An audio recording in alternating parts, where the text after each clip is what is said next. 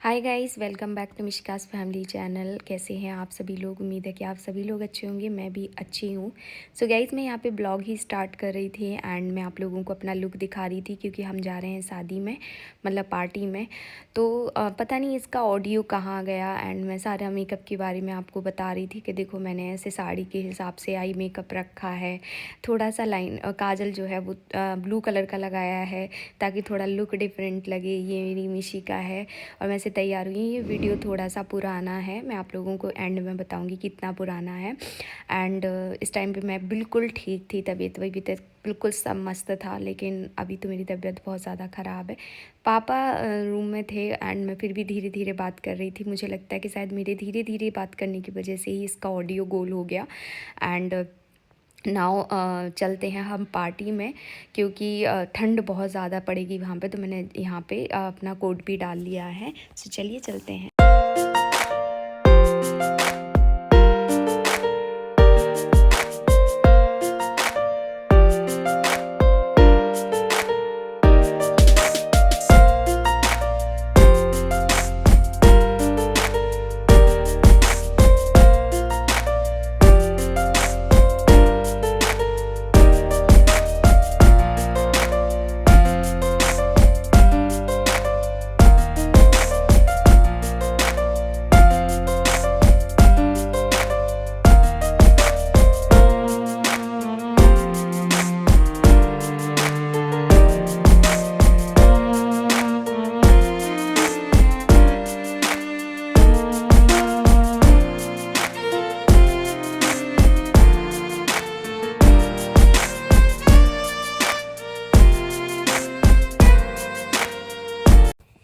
So guys, हम आखिर आ ही गए जहाँ पे हमें आना था। तो सबसे पहले वही ना कि अभी बारात आने में बहुत ज़्यादा टाइम था एंड ठंड यहाँ पे थोड़ी ज़्यादा थी क्योंकि ये जो गार्डन है ये बहुत ही ज़्यादा ठंडा यहाँ मतलब आउटर में, दैट्स वाई यहाँ पे ठंड ज़्यादा होती है।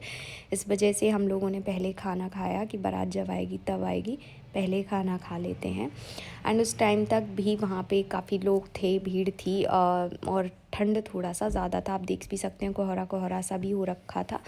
और यहाँ पे देखिए कोई नहीं है अभी वहाँ पे, मतलब बारात नहीं आई थी इसीलिए। एंड उसके बाद देखिए पापा हैं यहाँ पे। पापा बहुत दूर खाना खा रहे थे, मैं आपको बताती हूँ। मैंने बहुत ज़्यादा जूम किया था इसलिए आपको पापा दिख रहे होंगे। और जैसे कि मैंने बोला वीडियो थोड़ी पुरानी है इसीलिए आपको पापा इस वीडियो में दिख भी रहे हैं।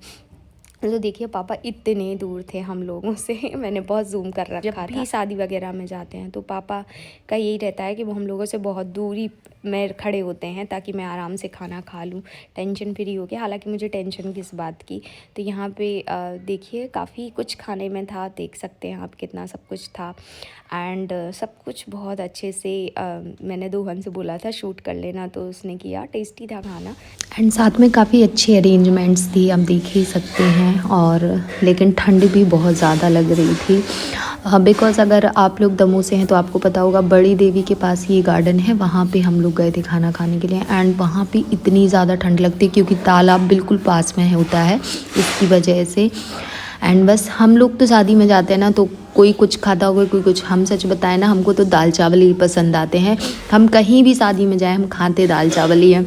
एंड कभी कभी लगता भी है कि यार दाल चावल ही खाने हैं तो घर में खा लो। तो हम तो कई बार शादियों में जाते भी नहीं हैं, बहुत रेयर हम कहीं शादी में जाते हैं। सो जैसे कि यहाँ पे आए थे एंड बस खाना पीना खा के और थोड़ा सा एंजॉय किया हमने एंड निकल गए हम घर की तरफ। क्योंकि इतना ही हम जाते हैं कि कहीं ज़्यादा टाइम के लिए नहीं जाते, क्योंकि बच्चे रहते हैं ना तो बहुत परेशान भी करते हैं। बट ये मेरे बच्चे बहुत अच्छे हैं, परेशान नहीं करते हैं ज़्यादा, लेकिन हाँ फिर भी इतना ज़्यादा मैं रुकती नहीं हूँ। सो बस यहाँ से हम लोग निकले घर की तरफ। एंड जब घर जा रहे थे ना तब रास्ते में ही पता चला कि भाई बारात बिल्कुल द्वारे में खड़ी हो गई है।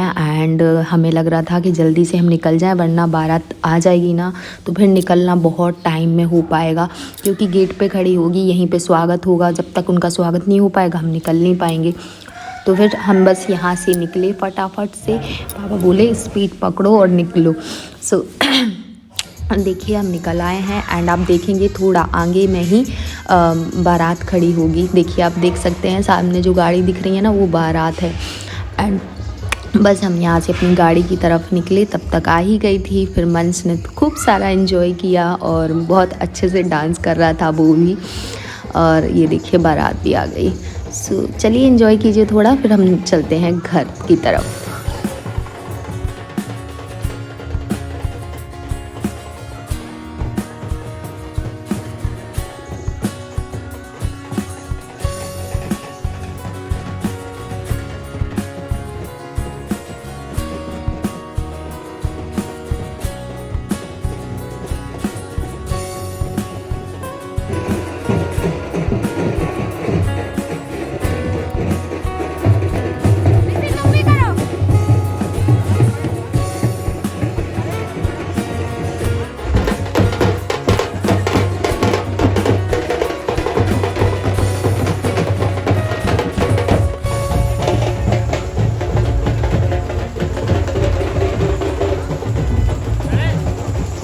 Hi guys, good morning. I know कि मेरा फेस बहुत ज़्यादा डल लग रहा होगा, मैं ऐसा लग रही हूँ कि बहुत बीमार हूँ। एक्चुअली में क्या है ना कि अभी मुझे टाइफाइड हुआ था, जिसकी वजह से मुझे ऑलरेडी सर में बहुत पेन हो रहा था। तो मैं नहीं चाहती थी कि मैं इतनी पेन के साथ अपनी आईब्रोज़ कराऊं, बिकॉज आईब्रोज़ कराने के टाइम पे भी मुझे बहुत पेन होता है। मेरे आँखों से आंसू तर तर तर तर बहते रहते हैं। इस वजह से मैंने आईब्रोज़ नहीं कराई। उसकी वजह से तो और चेहरा बहुत ज़्यादा डल लगता है, क्योंकि मुझे पूरे फॉरहेड पे हेयर आते हैं। दैट्स वाई मेरा जो फॉरहेड है मेरी स्किन से थोड़ा सा डार्क लगता है। एंड शादी में गए थे हम लोग। ये ब्लॉग थोड़ा सा पुराना है।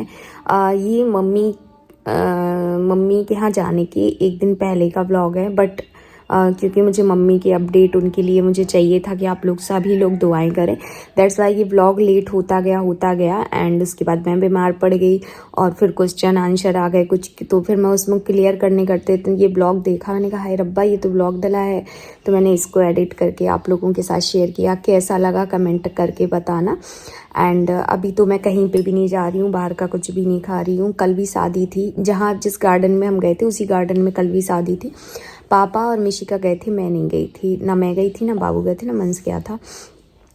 और मैं नहीं गई थी इसलिए बाबू भी नहीं गए थे, अदरवाइज़ वो भी चले जाते। मेरे को पता है यहाँ दाने दाने रियलाइज़ हो रहे हैं यार, मैंने कुछ तो लगाया नहीं है। मतलब अभी तो दिखेंगे नहीं, बट देखो दिख तो रहे हैं यार, मेरे को नहीं लगा।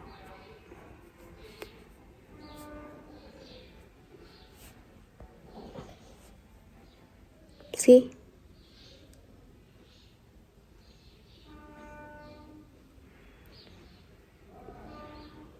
पास से मेरी स्किन देख लो, ऐसी है भाई। सो इसी वजह से एंड इसी की वजह से मेरे जो आईज़ जो डार्क सर्कल्स हैं वो भी ज़्यादा हो जाते हैं। मुझे जब भी टाइफाइड होता है मुझे डार्क सर्कल्स दिखने लगते हैं, मेरी स्किन अनइवन हो जाती है। एंड ऑल्सो आप देखो पास से, ये देखो थोड़ा अलग ही टाइप का स्किन हो गया है। आईब्रोज तो देखो कितनी गंदी लग रही हैं। कैसा लगा पर कमेंट करके बताइएगा। ब्लॉग अभी मैं ज़्यादा कुछ शूट नहीं कर पा रही हूँ। मैं काम करती हूँ, ऐसा नहीं है, मैं काम सारे कर रही हूँ अब, क्योंकि मुझे करने पड़ेंगे। कौन करेगा? एक दिन बाबू कर सकते हैं, 2 दिन कर सकते हैं, रोज़ तो मैं उनसे भी नहीं करा सकती ना।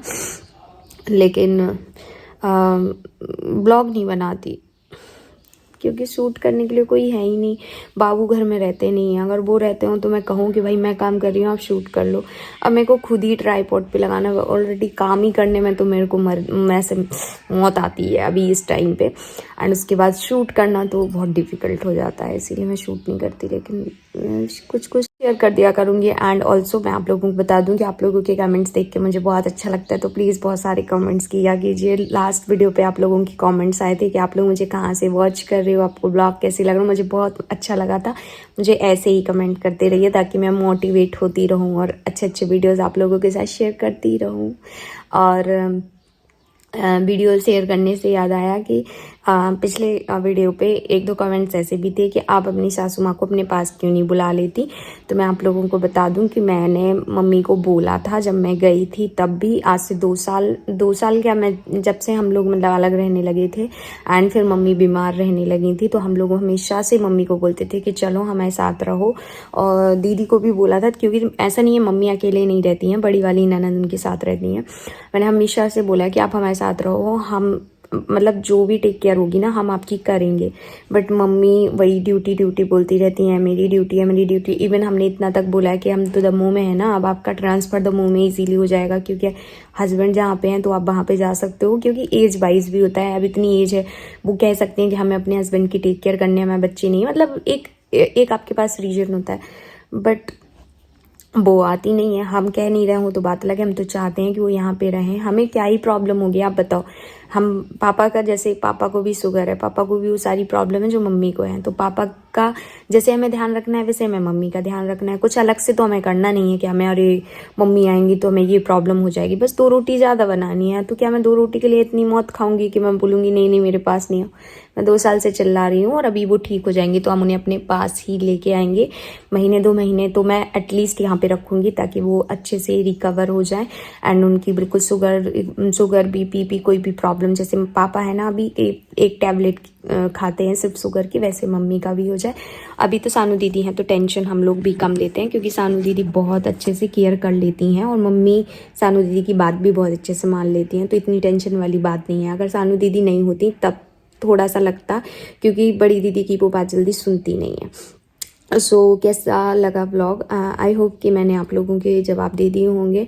एंड ऐसा कुछ नहीं है कि मैं क्योंकि बहू हूँ तो मैं उनकी चिंता नहीं करती हूँ, या फिर आप लोग सोच सकते हो, क्योंकि देखो सबकी अपनी अपनी सोच है। आपकी अपनी सोच है कि मैं क्योंकि बहू हूँ तो मैं उनकी चिंता नहीं करती हूँ, ऐसा नहीं है। शायद आप ऐसा करते होगे, मैं तो ऐसी हूँ नहीं। पर्सनली मैं ऐसी हूँ कि भाई गिले शिकवे अपनी जगह हैं, बट अगर कोई बीमार है तो मैं तुरंत पहुंचूं, मैं उसके बारे में सोचूं। तो ये मेरी सोच है, बिकॉज मुझे ये लगता है जब मैं बीमार पड़ती हूँ ना तो मुझे रहता है कि यार कोई मुझे कॉल करके पूछ ले कि बेटा तुम कैसे हो, ठीक है। और जब वो मुझे नहीं आते हैं तो मुझे रियलाइज़ होता है कि यार मेरा कोई नहीं है, तो मैं सामने वाले को वो फील क्यों कराऊँ।